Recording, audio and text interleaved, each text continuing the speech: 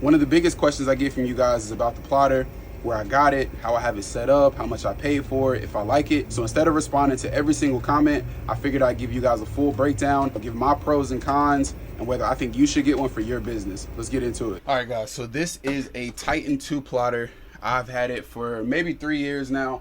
I got it from a company called US Cutter, and I think I paid about $2 grand for it. I'll put the price.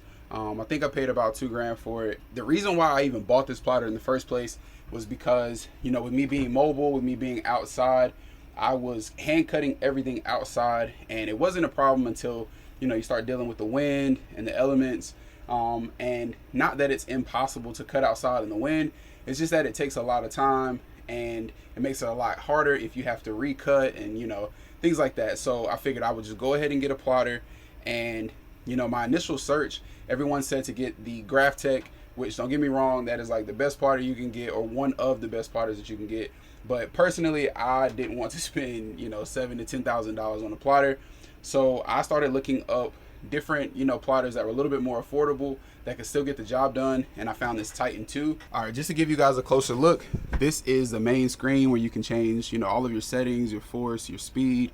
You got your blade holder. Cutting strip is right here. I put a Teflon strip over it just to save my original cutting strip. Honestly, guys, there isn't much to it. That's really just a breakdown of the plotter. If I'd have to give any pros and cons on the plotter, I would say a few pros are, one, it's super easy to set up. I mean, let's say I have to change out the blade, it might take me 10 minutes to get it dialed in and ready to cut again. Another pro is that it's very light, so it doesn't weigh my van down. It's not super heavy. It's easy to bolt down into the floor, so I don't have to worry about it falling or breaking while I'm driving. Another pro would be that it's super quiet. So whenever I'm making my cuts, it's not loud like some plotters. It's actually very quiet for it to be the price point that it is. And that's probably the last pro, is the price point. I mean, it's only $2 grand, maybe a little bit more. I don't know. The price may have changed since I bought mine.